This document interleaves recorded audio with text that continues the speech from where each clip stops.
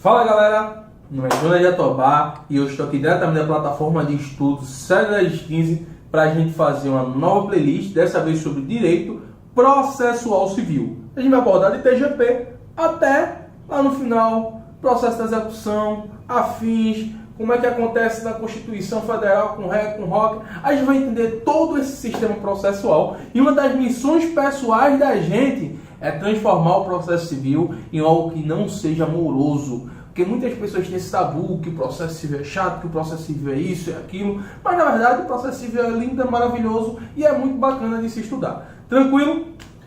Processo vem da palavra procedere do latim, assim como vários de nossos grandes nomes do direito. A raiz do nome é do latim. Que quer dizer procedere no latim, questão de se proceder, de caminhar, de ir para cima, de ir adiante, de peticionar o juiz e pedir dinheiro lá no judiciário, certo? Então, o procedimento, a gente vai ver que se difere do processo e a gente vai entender como é que funciona esse mecanismo maluco chamado processo civil. Tranquilo? Eu trouxe um conceito massa para a gente dar uma lida, a gente dar uma olhada, que eu acho que transforma muito claramente o sistema processual atual, que é o sistema processual constitucional de nosso novo CPC, o que ele atinge os anseios da sociedade de uma forma bem bacana. Claro que algumas coisas a gente concorda, algumas coisas a gente não concorda do novo CPC, que não é tão novo assim, mas ele trouxe algumas portas que possibilitam a celeridade dos assuntos jurisdicionais. Tranquilo? Então deixa eu ler esse conceito aqui de José Becerra, que diz o seguinte: é o conjunto de normas que tem por objetivo e fim a realização do direito objetivo através da tutela do direito subjetivo mediante o exercício da função jurisdicional. Você pensa, o que é isso que está acontecendo? Estou entendendo. O direito processual, ele é um dos meios pelo qual nós vamos conseguir nosso direito material, nosso direito objetivo. Ele é a tutela da jurisdição, trazendo à tona o bem, vida que a gente quer, e a gente vai entender lá na frente o sistema bem-vida, tal, bem da vida, alguns autores tais. Mas ele é um dos caminhos, um dos instrumentos pelos quais a gente consegue palpar o nosso direito, seja ele em tutela, seja ele em obrigação de fazer, não fazer, dar, de cobrança de alimentos, de guarda, de ações possessórias. O direito processual é um caminho e um dos principais para que o direito material ele exista. Inclusive alguns doutrinadores antigamente, eles julgavam o direito processual não como um ramo do direito independente, mas um direito que vinha colado, adesivado ao direito material. Hoje em dia, claramente, a gente tem essa distinção e a gente tem uma gama filosófica, uma gama de doutrina voltada ao direito processual, isolando e levantando esse ramo do direito como um ramo autônomo que tem suas próprias limitações, os seus próprios acertos e seu próprio sistema constitucionalizado de processo. Fazendo uma analogia bem simples do que Heine trouxe na sociedade orgânica, o direito hoje em dia, com um sistema constitucionalizado, ele é um direito muito orgânico. O que é isso? A gente tem uma estrutura viva do direito, que um direito se comunica com outro ramo do direito, fazendo com que todos eles estejam interligados. E o direito processual é uma espinha dorsal para poder aglomerar esse sistema gigante que é o sistema pátrio, sistema jurídico pátrio. Tranquilo? Então, o sistema enciclopédico aqui, a viés enciclopédica do direito processual, ela se divide em três. Ele é um direito subjetivo, cabe ao sujeito provocar o judiciário para obter o que ele deseja, para obter a prestação jurisdicional. Inclusive tem um princípio, é o princípio da Inés, que a gente vai ver lá na frente, na próxima aula, como é que se desdobram esses princípios. Ele é um direito positivo, assim como os atuais, né, ramos do direito, passou pelo direito natural, aquela coisa toda, vocês já viram isso em Introdução ao Estudo do Direito. E se vocês não viram em Introdução ao Estudo do Direito, fica ligado que vai ter uma playlist aí de Introdução ao Estudo do Direito. O pessoal trazendo que é esse ramo de direito natural, positivo, pós-positivo e afins.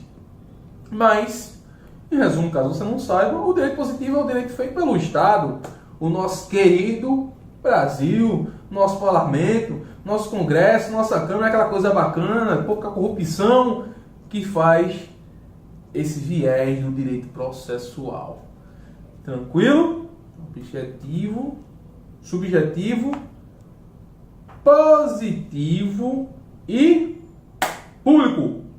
Quando você vê introdução ao estudo do direito, alguns professores, né, eles desenham uma árvore, e um lado tem um ramo do direito público, um ramo do direito privado, ele faz essas distinções, o que é direito público, o que é direito privado, o que é que está a par do particular, transformar o que não está, e o direito processual no direito público.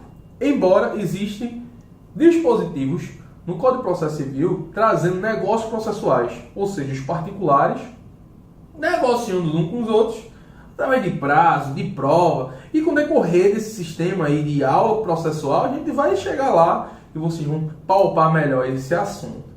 Tranquilo? Agora, nada mais justo, depois de passar pela essa parte enciclopédica, do que falar sobre as fontes do direito processual. Ela tem uma fonte imediata e uma fonte imediata. A fonte imediata, que é a fonte primária, a fonte do poder, da onde sai a legalidade, nada mais poderia ser do que a lei. A lei é a fonte imediata do direito processual. A fonte imediata é a jurisdição e a doutrina.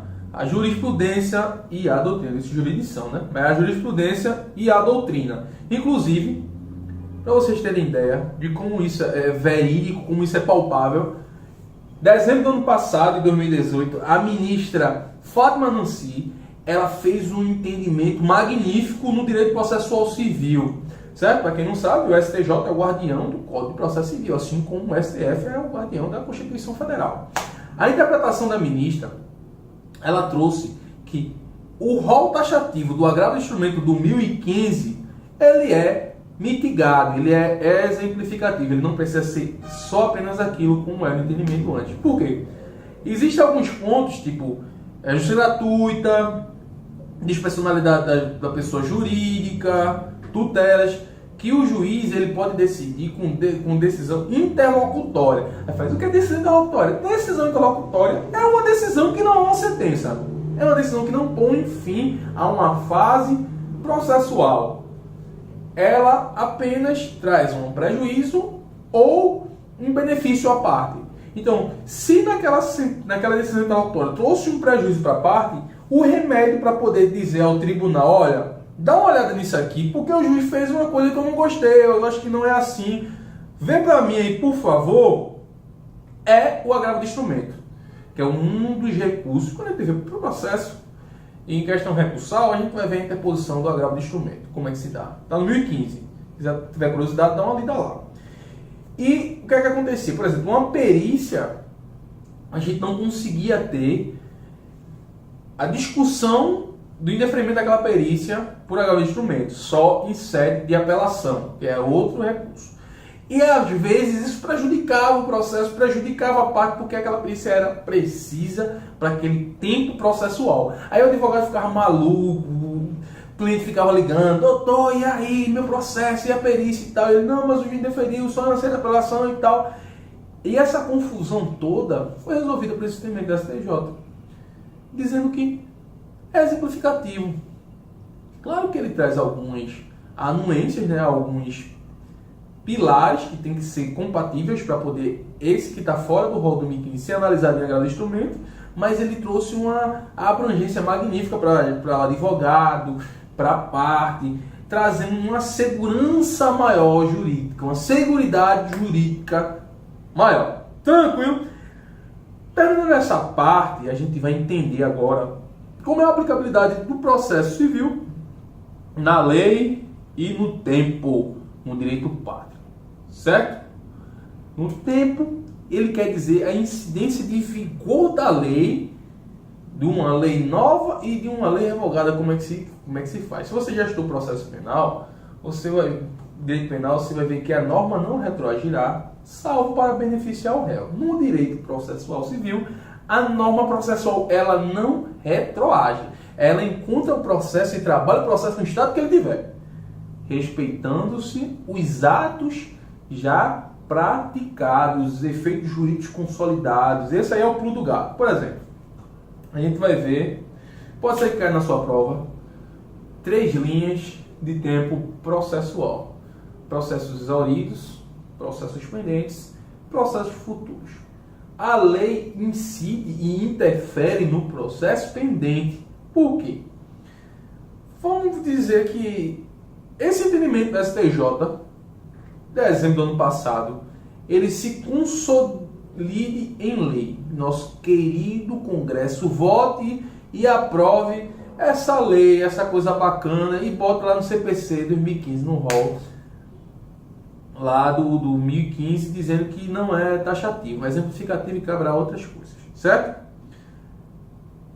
Puxando esse exemplo da perícia, o juiz indeferiu a perícia, passou o tempo, acabou, está chegando quase na fase de execução do processo, a fase de cognição cerrou-se, aquela coisa toda. Esses atos praticados antes do vigor dessa lei vão ser todos respeitados. Os efeitos jurídicos causados por essas decisões, por esses sistemas processuais, pelos atos, serão todos respeitados.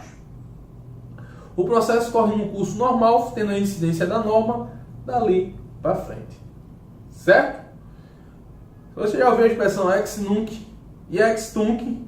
Então, ex nunc é dali para frente, ex tunc é tudo, retroage, certo? Quando cair esse professor falar ex tunc é muito fácil. Lembra do T, que é tudo. O ex tunc, ele retroage completamente. O ex nunc é dali para frente. Tem uma blogueirinha do direito que bota assim no Instagram, que é bem legal, eu até já usei. A vida é ex nunc. A vida é daqui para frente. Né? Acaba com eles, aquela coisa toda, a vida é daqui para frente. Fica bem bacana. Você que é do direito, fazer esse tipo de colocação, essa analogia na sua vida. Mas voltando aqui para o assunto, o artigo 14 do CPC, ele traz o seguinte. Se liga aí. A norma processual não retroagirá e será aplicável imediatamente aos processos em curso, respeitando os atos processuais praticados e as situações jurídicas consolidadas sobre a vigência da norma revogada. Tem um cara que eu acho sensacional, que chama-se Humberto Teodoro Júnior, onde eu estudei essa minha parte de TGP, processo de conhecimento, e eu vou trazer o que ele diz lá no livrinho dele, que eu acho que é bem interessante a gente ter em mente. Se liga só.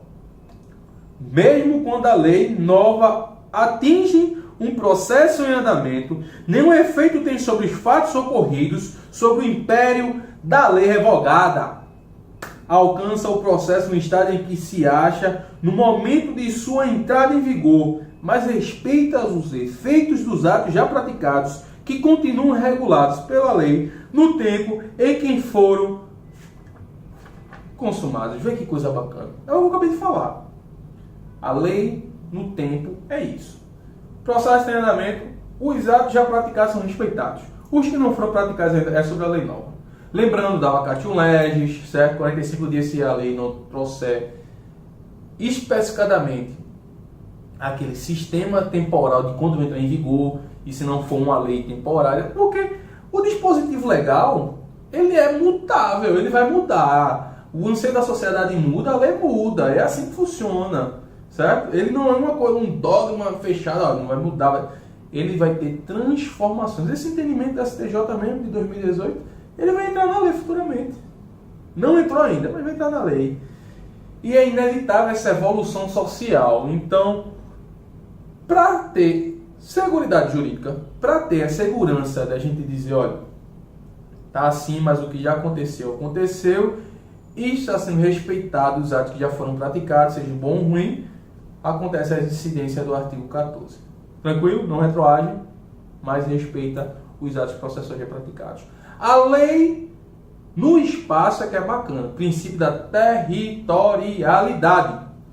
A lei processual respeita o princípio da territorialidade. Ela é a suma da supremacia estatal brasileira. Por exemplo, a lei, artigo 13 da LINDB diz o seguinte: não nessas palavras, logicamente, que não aceita provas alienígenas que não estejam dentro do sistema normativo brasileiro, mesmo que o processo venha do exterior. Por exemplo, artigo 5º da Constituição Federal, garantias e direitos fundamentais. Diz que é inviolável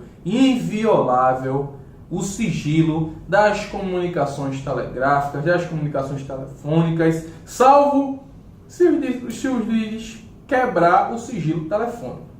Lembra daquele rolo lá de Moro com Lula, com Dilma, aquela coisa toda? Moro não pôde usar aquela prova dentro da sede processual, com prerrogativa de função e tal. Isso é para a parte constitucional. Mas só para exemplificar. Se, num processo no estrangeiro, for admitido que um dos particulares grave a ligação um do outro e use dentro de sede processual lá, e por um acaso esse processo cair aqui no Brasil, ele começar a ser tramitado aqui no Brasil, o judiciário ser acionado de alguma forma aqui no Brasil, essa prova, se for acarretada de prova emprestada de lá, não valerá aqui no Brasil. Porque o direito pátrio, ele reconhece, o direito processual pátrio reconhece os limites da aplicabilidade de prova do nosso sistema jurídico, do nosso sistema judiciário. O sistema processual, ele é maravilhoso por conta disso. Na próxima aula, a gente vai estar trabalhando os princípios processuais constitucionais e infraconstitucionais, o como foi que o princípio começou a ter essa forma, essa força normativa, se enquadrar dentro do sistema dos códigos e o quanto é importante saber princípio para o desenvolvimento da nossa vida dentro do direito. Tranquilo? Obrigado por ter assistido esse vídeo até agora. Se inscreva no canal, segue a gente lá no Instagram, @sedleges. Quiser, deixa um like aí, compartilha com um amigo e a gente vai estar trabalhando isso aí muito legal durante muito tempo. Não esqueça, o pesadelo ele continua.